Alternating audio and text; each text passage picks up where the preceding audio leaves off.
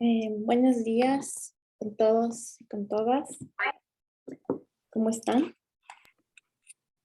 Buenos días Carolina y todos y todas. Qué gusto, Mariana. ¿Cómo les va? Igualmente. ¿Cómo está el clima por allá? Yo aquí me estoy muriendo de frío. Bueno, ¿dónde está? Uy, yo estoy lejos ahorita, estoy en Boston. Ya me imagino. Está no tan caliente, pero al menos no está lloviendo, pero está soportable el clima de Quito, básicamente. Es una buena palabra, soportable. Sí. Bueno, qué gusto vernos otra vez. A las personas que puedan, les solicito por favor que enciendan la cámara. Tatiana nos indica que no puede. Comprendo perfectamente. Gracias por avisarme.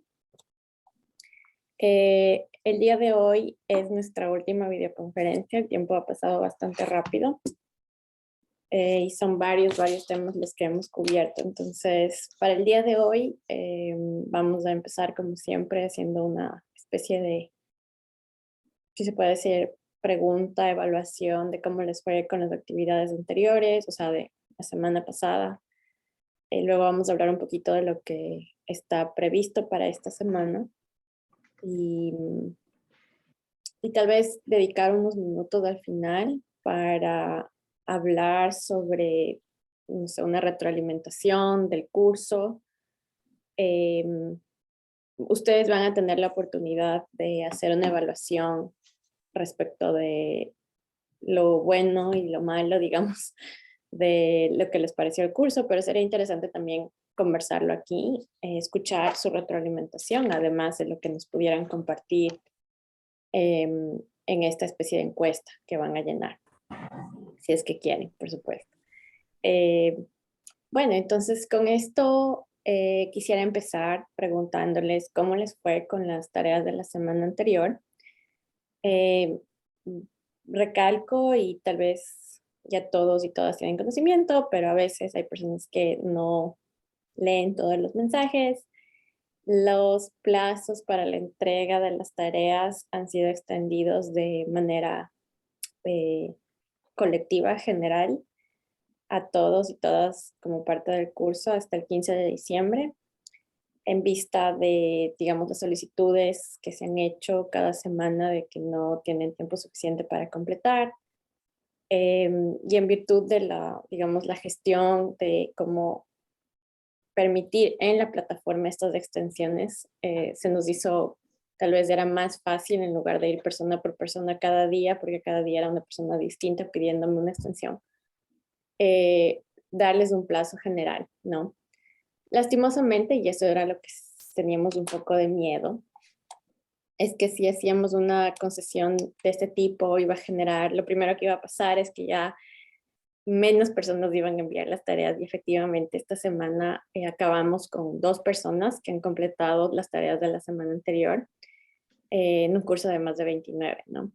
Entonces, sí bajó un poco la participación, pero espero que, digamos, sea porque saben que tienen más tiempo, entonces ojalá tengan tiempo para completar al menos el 80%. Y el 20%, si no realizan la tarea, que por lo menos lean, ¿es cierto? Que esto les va a ser de mucha utilidad. Entonces, con estos antecedentes, vuelvo a la pregunta de cómo les fue, cómo creen que les fue la semana anterior, qué les parecieron las actividades, ¿existe alguna duda respecto de lo que leyeron o algo que les llamó la atención? con toda confianza, ¿no?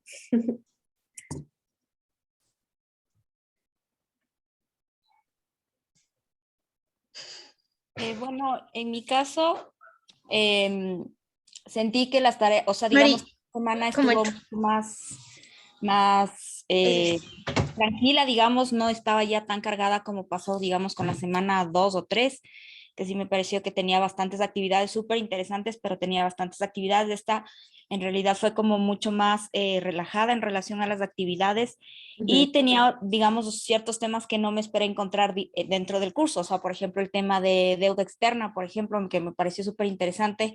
Y que, claro, al principio no entendía cómo se relacionaba, pero ya cuando empecé a leer y empecé a hacer la tarea dije, bueno, sí tiene como mucho que ver con todo lo que estamos viendo. Y me gustó mucho como ese giro, ese cambio de dinámica de poder ver o abordar otros temas que tú podrías pensar que no están relacionados con lo que estás viendo en el curso, pero que al final del día sí son relevantes y tienen mucho que ver y que te da otra idea y otra perspectiva de cómo poder hacer, por ejemplo, el tema de monitoreos o los análisis de derechos bajo ciertas circunstancias que piensas que no necesariamente son parte de tu trabajo, pero que al final del día tienen mucho que ver. Entonces, claro, esto del tema de deuda externa no era el tema de deuda externa como tal, sino el piso de protección social. Y entonces a la final te das cuenta que sí tiene mucho que ver con el trabajo que se realiza todos los días en los diferentes ámbitos, así no creas que no es o no tienen relevancia, pero al final te das cuenta que es la base o los principios de todo lo que vas haciendo a lo largo del trabajo. Genial, genial, sí, sí, efectivamente creo que un poco lo que ya viene, digamos, en esta fase es, en estas 2 últimas semanas, es un poco mirar como distintas situaciones y como tú dices, un poco tal vez contraintuitivas respecto de cómo se aplican estos principios del monitoreo que se han ido aprendiendo para justamente mirar, ¿no es cierto?, cómo se podrían aplicar, qué destrezas, qué situaciones o qué, si se puede decir, desviaciones, como qué adaptaciones, digamos, podríamos hacer al plan de monitoreo, al todo el ejercicio del monitoreo en esos contextos específicos. Y yo creo que efectivamente el tema de todo lo que tiene que ver con cuestiones de desigualdad estructural, como la pobreza, como cuestiones de derechos sociales, económicos y culturales, tienen un componente que en un principio parecerían ser más complicados, digamos, de lo que generalmente estamos acostumbrados o acostumbradas a pensar que se puede monitorear. Entonces, qué bueno que te sirvió en ese sentido. Esta semana vamos a ver de eso, justamente vamos a hablar de eso. Tal vez alguna otra persona, tal vez alguna reacción específica respecto de, por ejemplo, la escala de almirantazgo. Carolina, si me permite. Claro, claro. Bueno, interesante todo el material y todas las actividades que hemos realizado y coincidiendo con las compañeras y compañeros, efectivamente, creo que nadie estaba preparado para actividades así terribles. No, realmente muchos creo que ya estamos fuera de las universidades y más dedicados en nuestras actividades laborales, que realmente se nos hizo duro, sin embargo, tratamos de cumplir con las actividades. No obstante, yo esta semana ya no, bueno, mirando la posibilidad de presentar hasta el 15 de diciembre, ya no alcanzamos a hacer la entrevista, aspiramos subirlo en estos días. Por lo demás, veo una pregunta puntual. Hay una encuesta que se está realizando sobre las acciones o medidas adoptadas por los nuestros estados frente al COVID, ¿no es cierto? Pero, por ejemplo, yo llené todo el formulario, pero no aparece como actividad cumplida. Entonces, yo no sé cuál sería, cómo verifico o qué es lo que hay que subir en esa actividad. En realidad no hay que subir. Lo demás, sí, me parece súper interesante este hecho de llevarnos a nuestros contextos actuales, a los que estamos viviendo, ¿no? Por ejemplo, en esta misma encuesta se planteaba preguntas como qué acciones o qué medidas se han tomado desde el Estado, ¿no es cierto? Y particularmente, no sé si yo soy pesimista, pero realmente no ha habido respuestas favorables, ¿no es cierto? Y creo que ahí están las consecuencias de las distintas leyes que se están encaminando en la Asamblea Nacional, enviadas por el Ejecutivo, que todas acarrean a una regresión de derechos y a una profundización de la pobreza extrema, ¿no es cierto? Entonces, es lo que vi leyendo la documentación y obviamente respondiendo estas preguntas. Eso, en cuanto a la escala de almirantazgo, realmente estoy todavía aquí sufriendo cómo hacer, porque es complicado, hay que manejar varias distintas variables y todo eso. No lo he hecho así como está, muy técnicamente. Probablemente, empíricamente, creo que debo haberlo hecho en varios ejercicios, pero así no. De todas formas, voy a hacer el esfuerzo para completar y aprender, obviamente, porque de hecho nos va a servir muchísimo en las actividades reales, ¿no es cierto? Lo otro que me gustaría, no sé si hay condiciones, obviamente, si bien es cierto, en este taller, en este curso estamos aprendiendo a levantar estos informes de monitoreo, siguiendo un esquema, cumpliendo con todos los parámetros, los requisitos para que realmente sirva ese informe. Sin embargo, sí me gustaría un poco que usted nos traiga acá a la clase cuáles han sido los reales o las reales incidencias que se haya logrado, o sea, concretamente, ¿qué hemos logrado con informes de monitoreo de tal o cual o tal tema, ¿no es cierto? Entonces, me gustaría un poco que se nos traiga esos datos tal vez para un poco conocer y decir, bueno, efectivamente va a servirnos esto porque aquí se ha logrado esto, o con este informe se ha logrado esto, ¿no es cierto? Entonces, tal vez eso me gustaría. De ahí, por lo demás, realmente me va a servir mucho para el trabajo que venimos haciendo. Nada más. Genial. Gracias, Mariano. Varios puntos. Y qué bueno, me alegra. Todos estos puntos son súper importantes. No sé si alguien tiene algo tal vez que aportar o como conversar con lo que acaba de decir Mariana antes de que yo tome las ciertos lineamientos de lo que nos pregunta. Siéntanse libres de interrumpirme si hay algo de lo que digo que les parece que vale la pena decir algo. A ver, empezando por lo más, lo que me parece urgente decir. Respecto del tema del COVID, tengo que decirles que no sé por qué en la plataforma se fue como tarea, pero en realidad solo es una encuesta. Entonces, de hecho, Cisne, que nos subió, fue la única que nos subió el documento, nos puso no hay cómo subirla, o sea, no se marca la actividad o no puedo subir ningún documento y efectivamente tengo que retirar eso de ahí. Es solamente una encuesta que ustedes pueden hacer para su, digamos, análisis, pero no es una actividad que va, digamos, a ser contabilizada dentro de las actividades realizadas. Como ustedes saben, creo que hasta ahora han habido algunas actividades que son de este tipo, que es más como un ejercicio, no necesariamente algo obligatorio. Entonces, pueden o no pueden hacerlo. La segunda cosa, respecto de la deuda, es interesante lo que usted dice, ¿no es cierto? Porque realmente nos ponemos a pensar en esto y el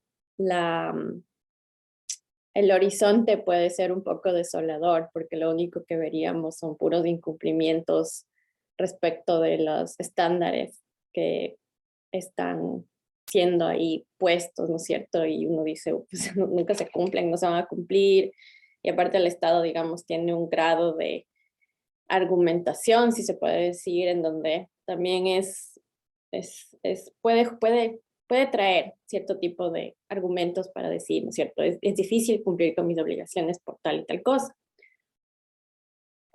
Pero como decía Cisne, claro, a veces no se trata necesariamente de un cumplimiento cabal de esas obligaciones sino saber de cuál es el mínimo. Entonces, la manera como yo veo esto y conecto esta pregunta con lo que usted nos decía últimamente, la incidencia. cuál es la incidencia, cómo se utilizan estos reportes.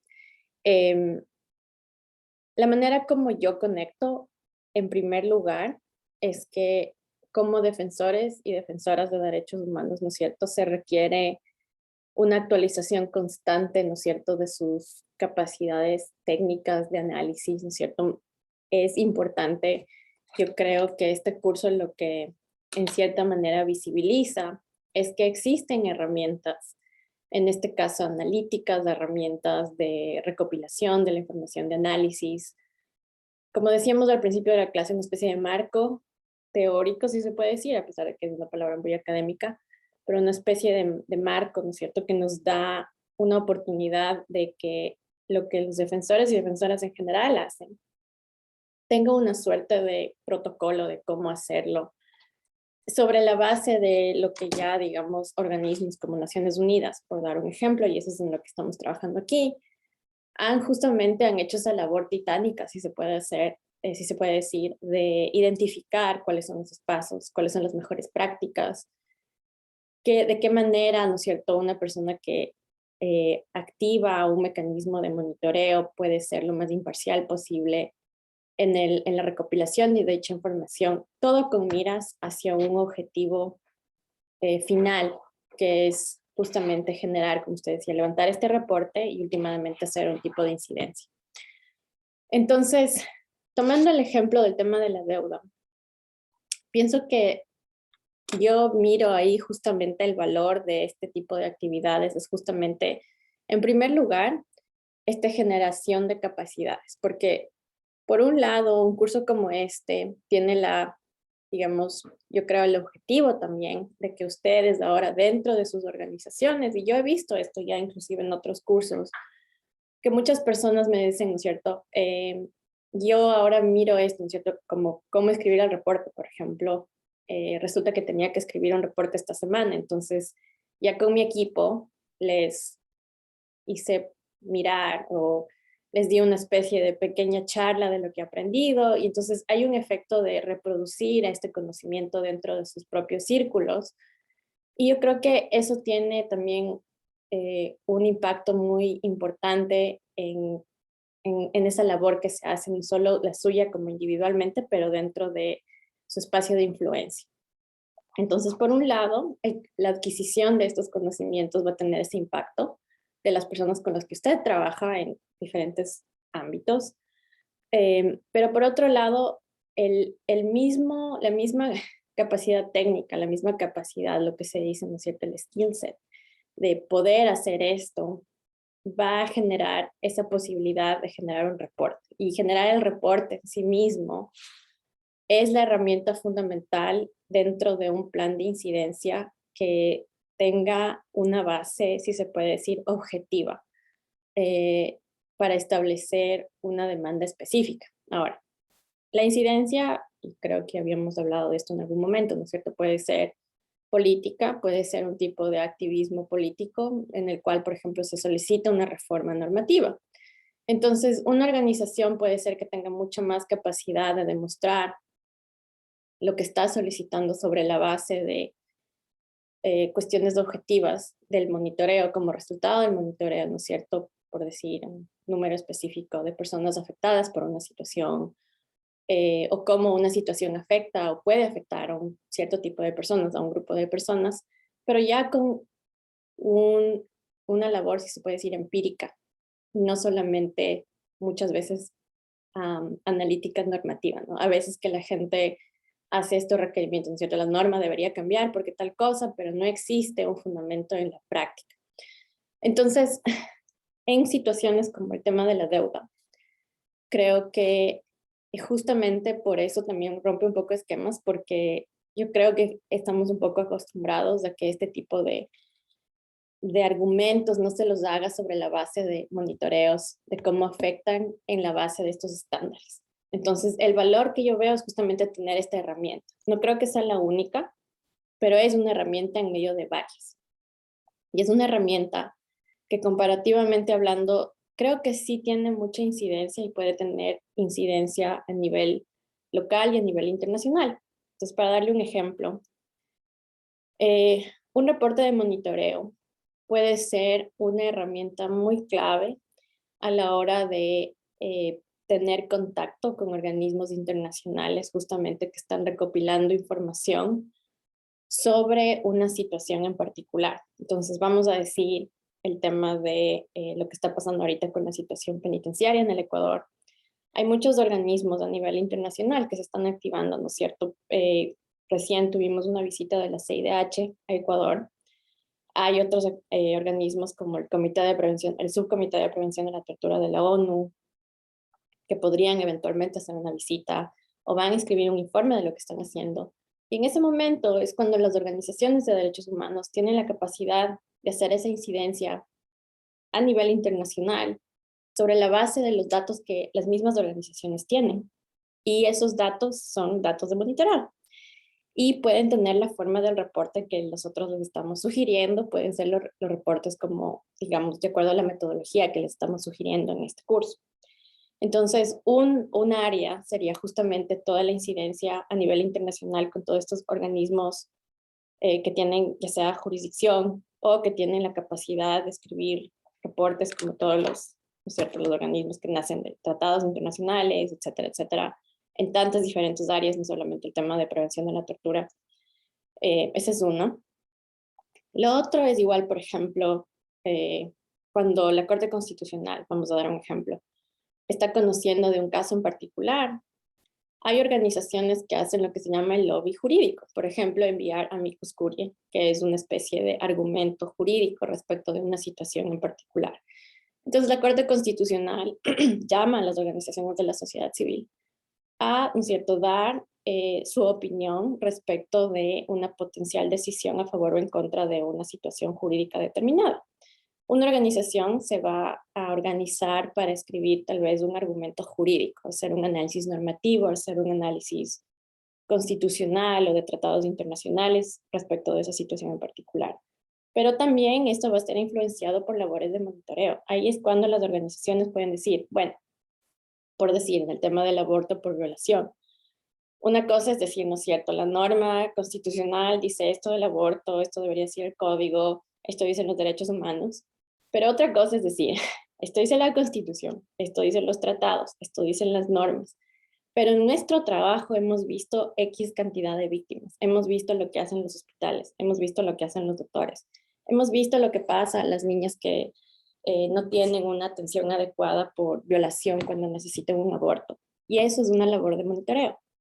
Y eso se puede realizar a través de un reporte también.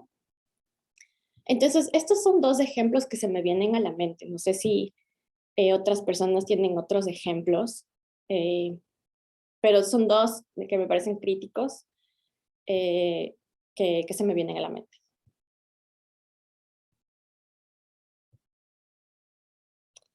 Y como digo, miren, las organizaciones de derechos humanos en Ecuador, pues, tienen o sea, a ver, recién yo estaba hablando con una persona que está trabajando en el tema de la crisis carcelaria en Ecuador, que es de otro país, y me decía cuán admirable le parece toda la labor que hacen los organismos de derechos humanos, lo articulados que están, cuánto conocimiento tienen respecto del tema.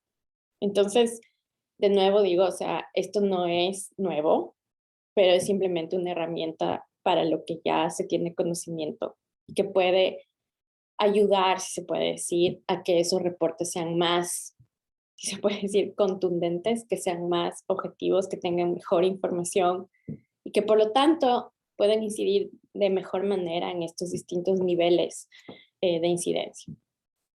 Debo decir también que hay personas que nos han manifestado que este curso debería tener también una, digamos, como una, o debería haber tal vez otro curso solo para temas de incidencia o debería tener una fase de incidencia para analizar justamente estas diferentes formas. Y es algo que efectivamente deberíamos considerar, ¿no? Eso respecto de las preguntas, Mariana, gracias. Sí, el tema de la escala de almirantazgo, también lo que les mencionaba la semana anterior, efectivamente puede ser una actividad que parezca complicada porque yo creo que tiene un nivel de valoración subjetiva, ¿no es cierto?, del tema de cuán creíble es una fuente en particular o la validez de la fuente. Pero lo interesante es que estas valoraciones las hacemos, aunque sea en un segundo, ¿no es cierto? Cuando leemos un artículo del comercio que dice tal cosa, estamos haciendo un análisis de valoración tipo escala de Almirantaz. Ya sabemos quién es el comercio. Ya, ¿no es cierto? Tal vez dicen esto fue una información que se obtuvo de una entrevista X. Entonces, tal vez ese ejercicio de la escala lo hacemos en 2 segundos en nuestra cabeza. Entonces, un poco lo que la escala hace es simplemente hacer esa labor de valoración un poco más como paso por paso. Entonces, puede tener esas variables que también terminan siendo un poco subjetivas cuando le ponemos en una escala del 1 al 5 qué tan válido nos parece cada columna o cada fila. Pero, como digo, una vez que se hace ese ejercicio, que es un ejercicio y no existe un bien o mal, existe simplemente un intento, van a ver al final que nos hace recapacitar justamente sobre cómo valoramos la validez de la fuente y la fuente en sí misma, ¿no? Entonces, yo les recomiendo que no le tengan mucho miedo a hacer, simplemente piensen, tal vez vale la pena traer a colación cómo todo el tiempo estamos haciendo, como digo, esta especie de análisis de la información que nos llega todo el tiempo sobre la validez de nuestras fuentes. Eso respecto de las preguntas. Si no existen más comentarios de la semana anterior, pues vamos a revisar brevemente lo que nos toca esta semana, que es la última semana. ¿De acuerdo? Yo quería hacerle justamente en la línea en la que estaba usted señalando sobre el tema de cómo ir generando los reportes. Ajá. Entonces, en los materiales, bueno, además de los materiales, yo no sé si hay alguna posibilidad de acceder a tal vez algunos informes que hayan generado de pronto o que estén con estos argumentos que a nosotros nos interesaría saber.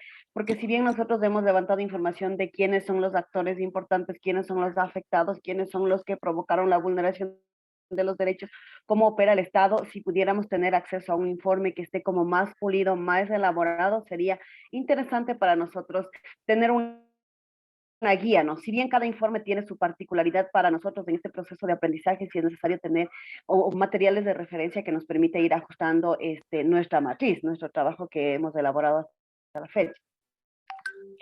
Genial, sí, gracias, Cecilia. De hecho, esta semana una de las actividades, ya que es la semana final, es ya elaborar su reporte, que va a ser poner junto todo lo que esperamos hayan ido poco a poco compilando.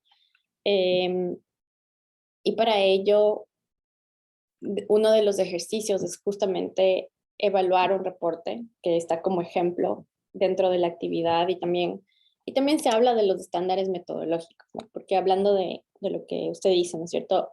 Cada reporte puede ser distinto, efectivamente, digamos, en términos de formato pueden tener un orden distinto de las ideas que se han presentado como ciclo de monitoreo, pero lo que debería ser común son los estándares metodológicos justamente del tema por ejemplo, de los principios que se deben aplicar en el monitoreo, de que debe haber conclusiones y recomendaciones. Esto no es simplemente una formalidad, es el fin en sí mismo, es justamente concluir cuál es la situación, ¿no es cierto? Y qué debería recomendarse decir al Estado, por ejemplo, sobre esa situación en particular. Entonces va más allá de lo formal, es una cuestión sustantiva. Entonces esta semana van a mirar eso. Creo que sería interesante y me entra la duda, no la duda, me entra, creo que deberíamos tal vez incluir una carpeta con ejemplos de reportes, no como una actividad, sino para que ustedes tengan como referencia. Y lo voy a poner aquí con un asterisco que voy a buscar algunos que sí tengo. Ustedes pusimos uno al principio, en una actividad ahora sobre protestas sociales hay otro, y este de la última actividad. Entonces, tal vez podríamos poner otros también para su revisión, ¿de acuerdo? Y eso tal vez le puede ayudar bastante. Eso respecto del reporte. Entonces, bueno, volviendo a esta semana, la semana 5. antes de pasar a la semana 5, respecto de las entrevistas. No sé si tienen alguna reflexión, las personas que ya están terminando el ejercicio o que ya terminaron, si nos pueden igual contar cómo les fue.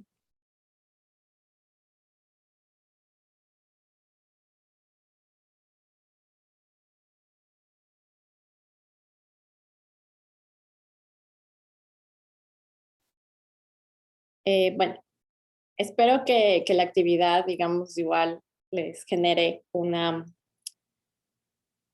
algo que lo puedan recordar o que les haya servido para practicar algo que tal vez en sus trabajos no han tenido la oportunidad, o tal vez para reforzar las cosas que se han hecho. No, no todas las personas en entrevistas, pero de una u otra manera estamos expuestos. Amalia.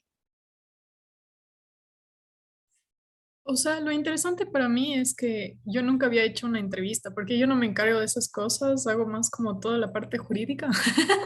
Entonces, obviamente hago entrevistas sin hacer entrevistas formales, digamos, y con todo este aspecto de las declaraciones y todo. Entonces, me parece una actividad importante para gente que no hace eso o que nunca ha hecho, porque en algún punto de seguro voy a tener que hacer una entrevista. Y yo siempre las hago súper informales, pero no está bien, porque sí he estado en otros proyectos en los que, por ejemplo, en un proyecto de las casas de acogida, tuve que hacer como escuchar lo que decían las entrevistadoras y transcribir al inglés y todo. Y ahí entendí como cómo era la modalidad de una entrevista, pero yo no tenía la experiencia para hacerlo. Entonces me pareció súper interesante en ese sentido. Gracias, Amalia. Efectivamente, ese es, digamos, el meollo de esta actividad. Y claro, estamos trabajando con personas que tienen distinto nivel de exposición o de rol dentro de este tipo de recopilación de información. Pero efectivamente, creo que además de hacer, que puede ser o puede ser que no tengan durante su trabajo que hacerlo, pero lo que sí es cierto es que también, por ejemplo, tú dices, yo trabajo más en la cuestión jurídica, ¿no es cierto? Pero yo creo que, no sé si a ustedes les pasa, pero a mí como abogada, ¿no es cierto? Siempre me ha entrado la duda de ser demasiado legalista en mi análisis de las cosas y más bien tratar de, yo creo que todas las personas, sinceramente, que trabajamos en derechos humanos tenemos un espíritu humanista del derecho, un espíritu interdisciplinario, queremos ver las cosas más allá de la aplicación positivista de la norma, queremos ver la aplicación realista, sociológica de lo que pasa en el mundo y cómo el derecho construye o deconstruye esas realidades. Entonces, vamos a estar expuestos o expuestas a esos análisis, y esos análisis siempre son etnográficos, ¿no? O sea, y hablando del método. Entonces, las organizaciones realizan estas observaciones, realizan estas entrevistas, como tú dices, pueden a veces ser muy informales, pero claro, ya poniéndoles en el contexto de, como decimos aquí, esta metodología, pues resultan ser un instrumento de recopilación de la información que, en vista de un objetivo específico, que es producir un documento, una herramienta que nos ayude a hacer un impacto, una incidencia con un valor objetivo claro, es mejor cuando dichas entrevistas se hacen respetando estándares. Y no solo, digamos, desde un punto de vista utilitarista, diría yo, no solo porque queremos un buen reporte, sino porque también empezamos a cuestionarnos inclusive, ¿no es cierto?, como defensoras o defensores también estamos generando estos relacionamientos con las víctimas, con potenciales agresores o agresoras, con personas que son, digamos, actores clave, ¿no? Y cómo nos relacionamos también está, digamos, dentro de un contexto de principios que debemos tener esa capacidad de ser autocríticos y ver cómo estamos respetando esos principios, ¿no? Entonces yo creo que el ejercicio de la entrevista nos hace ver que podemos aplicar eso en nuestra labor, pero también mirar eso en la labor de las personas con las que trabajamos y corregir o no, o mejorar ciertas cosas. Pamela. que con tu comentario dijiste las dos cosas que quería decir. Lo primero es que me parece súper importante esto del consentimiento informado, pero sobre todo el que realmente la persona pueda entender para qué va a servir su imagen, qué es lo que realmente está diciendo y que ella misma pueda filtrar incluso información si es que necesita, si cree que, no sé, debería cuidarse un poco, ¿no? Pero más bien el hacerle entender a la persona que se entrevista que cuáles son las implicaciones que tiene y el nivel de exposición que puede tener en un futuro. O sea, no es lo mismo, no sé, salir en un producto interno del INRED, qué sé yo, como manera de ejemplo, a salir en una campaña publicitaria de protección a defensores y defensoras, ¿no es cierto? Que sería un nivel de exposición mucho más grande. Entonces me parece importante yo hacer un proceso como de autocrítica. Yo soy abogada, no soy comunicadora y nosotros tenemos un área específica de comunicación, pero en el área de comunicación, si bien yo he estado en varias entrevistas y generalmente está un abogado justo para ver qué preguntas podrían ser estratégicas y qué no. Primero, yo no hago las entrevistas, pero además no siento que mi equipo de comunicación tenga como un espacio en específico de dar el consentimiento y explicar específicamente. Explican como el producto va a ser para esto, va a ser la visibilización, pero no hay una pregunta directa de realmente estás consciente de lo que puede pasar o del nivel de riesgo, así no para alarmar, pero más bien para informar, ¿no? Entonces yo estaba haciendo este proceso de autocrítica y decía, no, a pesar de que, digamos, sabemos y que la gente conoce nuestros productos, no nos hemos dado el tiempo de tomar como un procedimiento en específico a las personas que entrevistamos para que nos puedan dar como un consentimiento como pleno y que puedan conocer como todas las consecuencias buenas y malas acerca de eso. Entonces, más bien, a mí me ha servido este proceso también como para cachar, como receptar información, ver estos parámetros y en algún momento retribuir a esta área en específico y decir, a ver, creo que esto debería implementarse de alguna forma. Eso es lo primero. Y lo segundo es que justamente porque trabajamos con derechos humanos, me parece súper importante el tener como un enfoque de víctima también y saber que no todas las personas que entrevistamos tienen la misma capacidad de responder, no el mismo conocimiento y sobre todo no están en la misma posición una de la otra. Como nosotros escogíamos con Alodia un poco quién podría ser, podríamos escoger entre el técnico, el que presenta el amicus, el entrevistador y la víctima directamente, y eso quiere decir que hay un mundo de diferencia entre una persona que entrevistas y otra persona. ¿Me escuchan? ¿Sí me escuchan? Ya me perdí. ¿Aló? Pamela, yo sí te Hola. escucho. Hola, ¿me escuchan? Sí, yo sí. Ya, entonces creo que es justamente como este mundo de diferencia y no solo a nivel de consentimiento, a nivel de exposición, pero además uno a nivel de qué tipo de preguntas vas a hacer y cómo las vas a formular, porque es diferente, no sé, que yo te pregunté como, ¿qué es tortura? A una abogada que te puede exponer los elementos de tortura según la Corte Interamericana y que le puedas preguntar a una víctima de tortura qué le pasó, cómo se sintió, todas estas cuestiones. Entonces, para mí es importante y justamente estando desde el espacio de derechos humanos es un poco importante no solo reconocer a quién le vas a hacer la entrevista, sino como valorar el tipo de preguntas que se pueden hacer, ¿no? Y eso me parecía interesante un ejercicio de aquí, porque ambas personas que nos habíamos, digamos, que escogimos para entrevistar eran las víctimas directamente de las vulneraciones. Eso quiere decir que el tratamiento debería ser como, digamos, diferente, que puedes causar una revictimización y que deberías estar consciente de hasta qué punto quisieras o no revictimizar, porque muchas veces es un poco, es un side effect, un efecto que digamos que está ahí, pero que quizás es necesario para visibilización, incluso para una víctima el poder contarlo, ¿no? Creo que hay que como valorar todas estas cuestiones uno, pero además también tener un proceso de empatía e incluso estar preparado en las cuestiones que puedan pasar. Yo me imaginaba, claro, en el ejercicio, digamos, de simulación no se da, pero en una entrevista a una víctima puedes tranquilamente tener una víctima que simplemente explote emocionalmente y que tú no sepas qué hacer.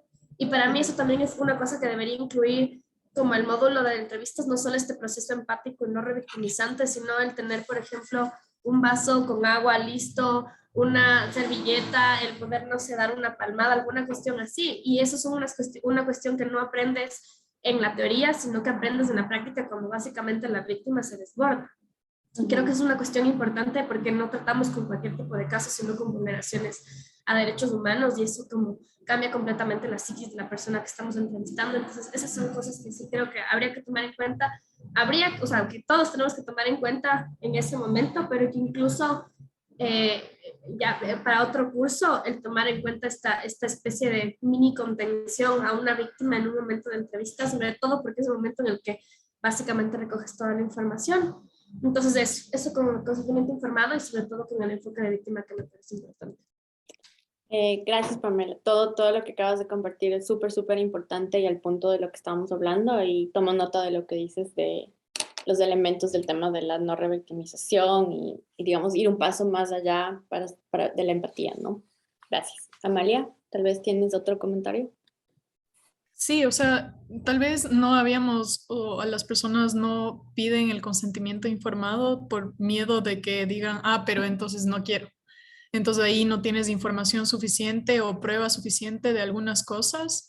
Y por último, a mí me ha pasado casos súper graves de violaciones de derechos humanos, pero súper graves. Y me he encontrado con esta, o sea, digamos, no en una entrevista, pero sí en una entrevista, digamos, laboral, o sea, de inicio de conocer el caso para poder presentarlo ante la autoridad que sea pertinente o ante los jueces y todo, y me he encontrado con esta falta de conocimiento de las consecuencias que pueden tener casos ante el sistema, o sea, ante los jueces, ante el sistema interamericano, de ser el caso, los costos, lo costoso, lo temporal, ¿no? De esta situación. Entonces, me he encontrado en estas también partes en las que tengo que informar de todo lo que va a conllevar que me compartan esta información para después conocerla. Y en el tema del consentimiento informado, obviamente, yo siempre he utilizado más un tema de confidencialidad, ¿no? Pero eso también creo que sería una de las razones por las que las personas no piden el consentimiento informado, porque dicen, se me va a caer si le explico exactamente qué voy a hacer, porque la gente no necesariamente quiere que su caso sea súper público y súper aireado, y si quiere ya es mucha suerte, ¿no? Sí, es súper importante lo que tú dices, Amalia, porque en mi experiencia leyendo ciertos reportes, creo que a veces la persona que realiza el monitoreo, y como digo, ahorita estamos en un formato muy específico de reporte, de tipo de monitoreo, pero como digo, los monitoreos se hacen constantemente, ¿no es cierto? Si una organización presenta un amicus y trata de recopilar datos de una situación, es un monitoreo, aunque lo haya hecho en 2 días, pero es un monitoreo. Entonces, muchas veces yo he leído como cierta especie de valoración por parte de las personas que hacen el monitoreo con cierto tipo de comunidades, por ejemplo, que son afectadas, vamos a decir, por cuestiones de afectación de la actividad de una empresa. No me refiero solo a la minería, sino en general. Como un poco como estableciendo cómo las personas no entienden en sí mismas lo que está pasando, ¿no es cierto? Y cómo en la recopilación de los datos de ese tipo de situaciones hacen notar como esta especie de desconocimiento. Entonces, claro, esto llama la atención para mí, es como una banderita que es como, justamente hay que repensar, ¿no es cierto?, cómo se obtiene la información, porque desde mi punto de vista y en aplicación a estos principios, yo pienso que si una persona no da el consentimiento, pues no da el consentimiento, no importa que se nos caiga el monitoreo, hay ciertos principios que se deben respetar y más bien la idea sería cómo en respeto de estos principios podemos obtener el consentimiento de otras formas. Por ejemplo, obviamente podemos hacer esta especie de acuerdo de confidencialidad, ¿no es cierto? Las personas pueden darnos cierto tipo de información, pero vamos a mantener a sus nombres en reserva, o cambio total de los rasgos que les podría identificar en nuestro reporte, este tipo de cosas. Y lo otro es que también le obliga a la persona que realiza el monitoreo a realmente hacer una labor, si se puede decir, de inmersión dentro de los principios de la comunidad o de la persona, en este caso de la situación por la cual la víctima está pasando, ¿no? Vamos a usar el ejemplo de Pamela. Una empatía va más allá de decir, ¿no es cierto? Qué pena que estés llorando. O sea, es realmente tener la capacidad de entender la situación en la que está una persona e inclusive valorar si puede darnos o no una entrevista en ese momento. Entonces, sí, de cierta manera sí pone una obligación a la persona que realiza el monitoreo de dar el tiempo suficiente, de tener los conocimientos suficientes, no solo legales o jurídicos, pero también, como decía Pamela, psicosociales, si se puede decir, para realizar la entrevista, ¿no? Entonces, la urgencia versus la ética a veces pueden estar en tensión, porque desde el punto de vista de una persona que realiza el monitoreo podría ser como, pero cuando haga el monitoreo le va a servir. Pero si para eso tenemos que no respetar la confidencialidad, pues tenemos que cuestionarnos, ¿no? Pamela. Yo solo quería decir que justamente haciendo el monitoreo de protesta social, siento que es mucho más complicado hacer este tipo de entrevistas como súper desarrolladas, súper de ver ese tema, no sé qué. O sea, para mí es importante hacerlo, pero porque estás en un contexto donde puedes dar el tiempo, pero estamos monitoreando protesta social. No es que te das el tiempo en ese momento de, permíteme, tú acabo de ver cómo te detienen de la forma más horrible de la vida y cómo te están tratando mal, ven, sentémonos a hablar de lo que está pasando, ¿no es cierto? Imposible. Y eso yo, digamos, en el caso del paro de octubre de 2019, en mi caso, digamos, el red se separó en ciertas áreas y algunos fuimos a flagrancias del sur, otros a flagrancias del norte, etcétera, etcétera. Yo estuve en flagrancia del sur y claro, vi por lo menos 30 casos de detenidos con una cantidad de lesiones por las detenciones que tuvieron gigantes. O sea, yo estaba dentro de flagrancia y me dejaron entrar a la zona de, digamos, de aseguramiento. Y claro, no era una cosa de, por favor, también me lo siento. Eran 2 años antes, o sea, ni siquiera sabía que había este procedimiento, pero más allá de eso no había el tiempo para hacerlo. Y creo que justamente los contextos de protesta son los que no te dan tiempo para hacerlo y tienes que recolectar la mayor cantidad, digamos, de información que tengas, porque es como muy rápido. Entonces íbamos un poco de nombres, de sé qué pasó, cómo estás, ni sé qué, nos aseguramos de que estés bien, nos aseguramos que por lo menos en el juicio puedan determinar que hubo las lesiones, digamos, y ya, y nunca más, por ejemplo, les volvimos a ver, porque la gente ni siquiera quería volver a saber de ese momento. Entonces sí siento que así creo que hay que seguir ciertos mínimos. Por ejemplo, estoy en una organización de derechos humanos, estamos haciendo un monitoreo, estamos viendo lo que estamos haciendo, pero creo que hay ciertos contextos en los que no se te va a dar el tiempo ni siquiera de tener como todos estos procedimientos. Más bien siento que justamente en protesta social el contexto se da como para recolectar la mayor cantidad de información posible, que no necesariamente vas a poder llegar a ese consentimiento súper claro de la gente, porque estás en un momento de shock, porque la gente está asustada, la gente está golpeada, solo quiere irse, ¿me entiendes? Entonces sí siento que eso cambia un montón de cosas. Y claro, a partir de todo este monitoreo, se formó la Alianza por los Derechos Humanos, hicimos un monitoreo de octubre del 2019 y luego un año después la actualización, ¿no? Y en ese, claro, en el primer monitoreo, claro, no teníamos mucha información de la gente y lo que hicimos fue, como no tenemos el consentimiento de la gente de si queremos poner su nombre o no, pusimos todo en iniciales. No habíamos preguntado, pero fue como en este escenario en el que hay que visibilizar lo que pasó, pero no tenemos el consentimiento, al menos, digamos, de alguna forma blindamos su identidad y ponemos solo las iniciales de cada nombre. Hacíamos el JP, no sé, pasó tal cosa, tiene tal lesiones, ni sé qué, siguiente, y así. Entonces, creo que habría que ser como un poco más flexibles en estos contextos, no dejando atrás por lo menos los mínimos de consentimiento o los mínimos de protección a la gente que te da la información. Genial, gracias. Y es súper interesante lo que dices porque el primer tema de esta semana es justamente el tema de la protesta social. Y ahí ustedes van a ver que existe igual todo si se puede decir, todo un grupo de, no voy a decir normativa, pero sí directrices y lineamientos de buenas prácticas respecto de cómo elaborar monitoreos de la protesta social. Y totalmente de acuerdo en que en este contexto en particular se pone, digamos, más en evidencia los retos de justamente seguir o aplicar estos principios. Pero un poco hacia donde va orientado el contenido en esta parte del monitoreo de la protesta social es justamente en establecer, como tú dices, Pamela, los mínimos, ¿no? Entonces, con esto, digamos, paso ya a lo que vamos a ver esta semana, utilizando lo que acaba de decir Pamela. Entonces, en el tema de protesta social para esta semana, ustedes van a ver que hay una especie de librito que dice cuestiones específicas de la protesta social.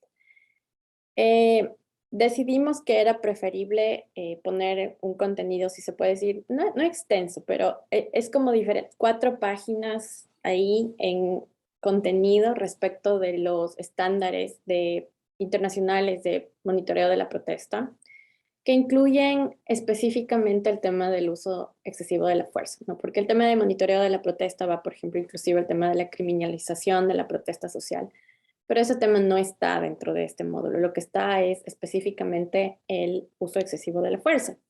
Y cuando ustedes lean esto, se van a dar cuenta que efectivamente lo que dicen los estándares son, de nuevo, otros estándares. El tema de la proporcionalidad, del uso de la fuerza, el tema de la legalidad, el tema de el análisis de la proporcionalidad, básicamente. Vamos a tomar, por ejemplo, lo que pasó en octubre, ¿no es cierto? ¿Qué tipo de, ¿no es cierto?, protesta estaba sucediendo y cómo intervino las fuerzas del orden. Y sobre la base del monitoreo que se realiza, cómo evaluaríamos si fue un uso proporcional o no. Un elemento para evaluar esa proporcionalidad es primero saber si existe siquiera normativa, en este caso local, nacional, respecto de lo que pueden y no pueden hacer los agentes de la fuerza de seguridad en un contexto como ese. Entonces, hablando de los mínimos, un mínimo que toda organización que debería hacer, que tiene o puede hacer monitoreos de protestas sociales, justamente saber cómo es la regulación a nivel local del uso de la fuerza. Porque es un elemento que se lo puede traer a colación en el reporte. ¿Existe o no esa regulación? ¿Cómo le está cumpliendo o no la policía o quien sea que está realizando las labores de control del orden? Otro tema en el tema del uso de la fuerza también es justamente que muchas veces en ciertas jurisdicciones se establece una especie de procedimiento para que una persona pueda realizar una protesta, marcha, etc. Y claro, el tema no es que se puede regular la protesta, porque la protesta es un derecho y como ustedes van a ver en la lectura, es un conjunto es la acción conjunta de otros derechos, el derecho a la libre expresión, el derecho a la reunión, el derecho a otras cosas, ¿no es cierto? Entonces, la protesta en sí es un derecho que no puede ser regulado o limitado por cuestiones, digamos, meramente administrativas, burocráticas, ¿no es cierto? Es como, a ver, le estamos pidiendo permiso para poder protestar mañana y le dicen no, porque va a ser un problema el tráfico en el centro histórico. No, la idea de la regulación en realidad es que las autoridades tengan conocimiento para poder, de hecho, garantizar la integridad de las personas que están realizando la protesta. O sea, en realidad, el deber ser de la posibilidad de que se regule en ese sentido es ese. Entonces, con todo ese contexto de cuáles son, digamos, las obligaciones a nivel internacional o los estándares que podríamos usar en el momento de pensar cómo se realiza un monitoreo de la protesta social, ustedes van a ver en la lectura que justamente se habla de que esta es una situación especial, si se puede decir, de monitoreo. Y como una situación especial, también requiere un tipo de planeación especial. Entonces, las directrices que ya han elaborado organismos como Naciones Unidas para este tipo de situaciones establecen pasos antes, durante y después, que como yo les digo, yo les veo no como, otra vez, no como regular necesariamente cómo van a hacer el monitoreo, pero de nuevo tratar de enmarcar lo que generalmente se hace en esto de las buenas prácticas, ¿no? ¿Qué es una buena práctica antes de la protesta, ¿no es cierto? Entonces, si se tiene conocimiento, por ejemplo, esa es una de las sugerencias que se hacen en esta parte. Si se tiene conocimiento de la protesta, es justamente averiguar, ¿no es cierto?, dónde va a ser, si ha habido una especie de, si ha habido esa notificación a la que hacía referencia con las autoridades, si no ha habido, a qué horas va a empezar, cuántas personas van a ir, quién va a estar. ¿Es posible o no obtener esta información?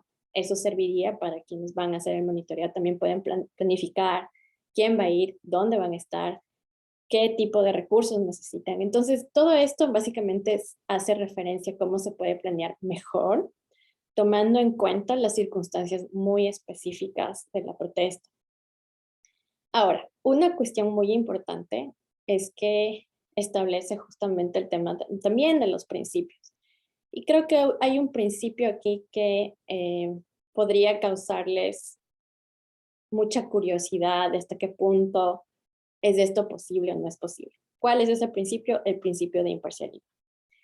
Básicamente el tema es decir, una cosa, ¿no es cierto?, es participar como una persona que realiza el monitoreo dentro de una protesta, y otra cosa es estar de acuerdo con la protesta y monitorear que no les pase nada a las personas que están protestando. Entonces, esa línea puede ser, ¿no es cierto?, es una línea, como se diría, muy difícil o muy fácil de cruzar o muy difícil de mantenerse.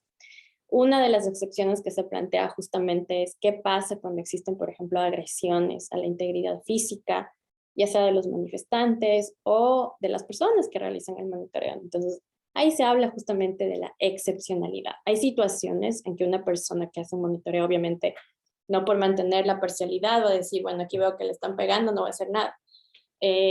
O que esa persona, su vida está en riesgo, no voy a hacer nada, porque yo hago el monitoreo y soy imparcial. No, obviamente hay situaciones en las que se requiere acción, pero cuando no pasa ese tipo de situaciones, estas directrices hablan de imparcialidad y hablan también de que inclusive la participación, o se puede decir la parcialización de las personas que realizan el monitoreo, inclusive podría tener efectos adversos para la protesta en sí misma, ¿no? Entonces, es algo en que pensar. Espero que cuando lo lean consideren, ¿no es cierto?, esto efectivamente en la práctica, cómo se podría aplicar, no es posible, si es posible.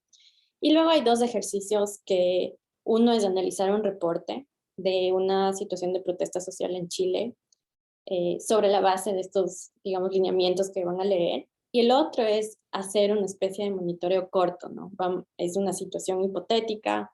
El día de mañana ustedes saben que hay un plan de una protesta, tienen que activar a su organización así.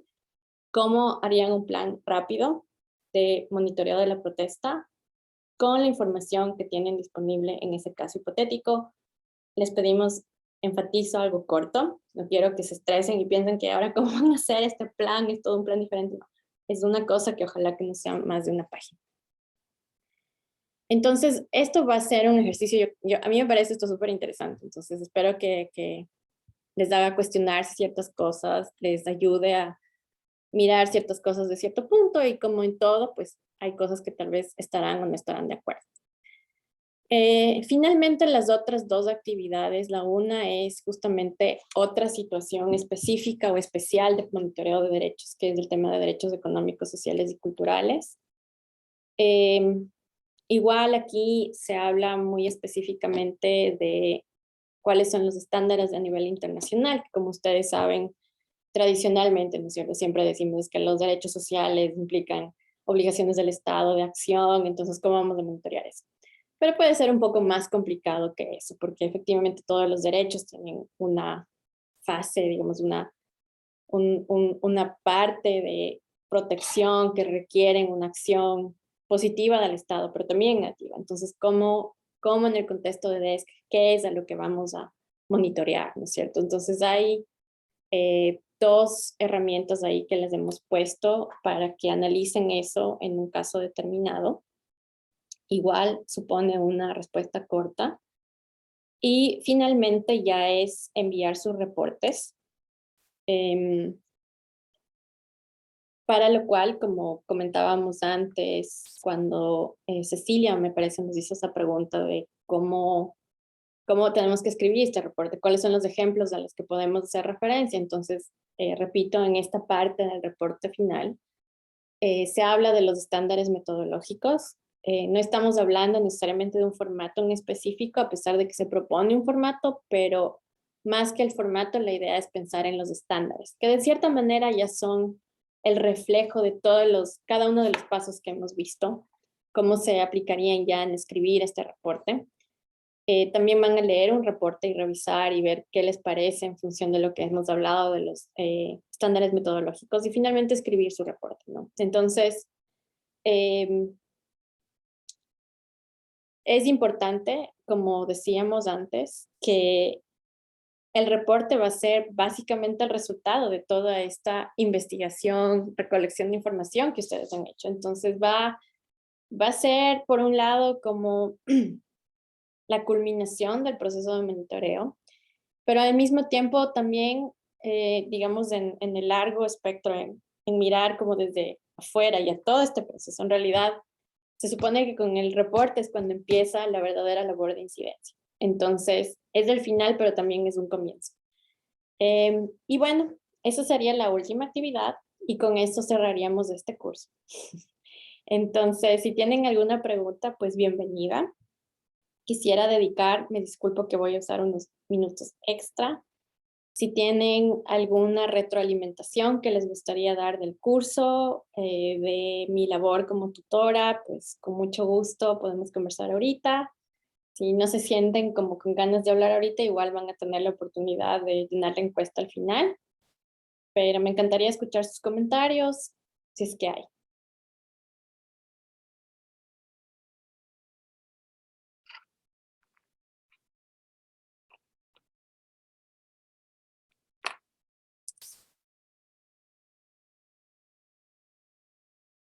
Amalia. Y luego Pamela. Más bien, en primer lugar, quiero agradecer mucho porque yo aprendí un montón de este curso. Muchísimas gracias, Caro, por todo. Igual, las respuestas a las preguntas eran inmediatas. Tal vez lo único que mejoraría sería este tema de la carga. Cuando uno tenía que responder, o sea, hacer esta declaración, decía más o menos unas 5 horas de trabajo, entonces yo había calculado en ese tiempo, pero sí me tomó un poco, muchísimo más que eso. Entonces, tal vez pensar en la carga de las actividades. Hay algunas actividades que son muy largas, o sea, se toman mucho tiempo, entonces tal vez pensar en eso. No tanto, obviamente uno destina 1 hora para esta clase y de ahí el resto son las 4 horas, ¿no? Entonces pensar tal vez en eso, pero me pareció genial. A mí me ha ayudado muchísimo.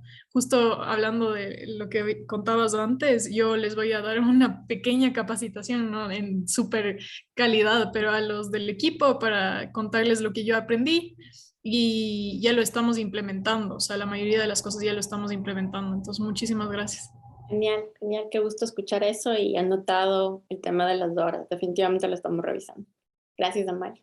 ¿Tal vez alguien más? Pamela. Creo que me uno a las palabras de la Amalia. Primero, creo que, no sé, en mi caso, siempre he hecho este tipo de monitoreos, pero nunca le había puesto un nombre, un procedimiento en específico, digamos, nada de esto. Es como que lo hacía muy empíricamente porque lógicamente era como recolecto información, traslado la información, analizo y tengo un producto final. Pero creo que necesita como ciertos parámetros, ciertos mínimos que uno tiene que seguir. Así que más bien yo me uno al agradecimiento. Creo que un poco la obligación de cada una de nosotras estando aquí es justo devolver la información a la organización. Entonces, nosotros tenemos espacios de formación cada 15, cada semana, a veces, justamente como para ciertos temas. Entonces, seguramente entre Ingrid y yo trasladaremos toda esta información al equipo y todos estos mínimos que hemos aprendido. Más bien agradecerte un montón. Lo que sí creo es que justamente porque los contenidos son extensos, no creo que debería durar 5 semanas. Para mí sí debería ser un curso como más amplio.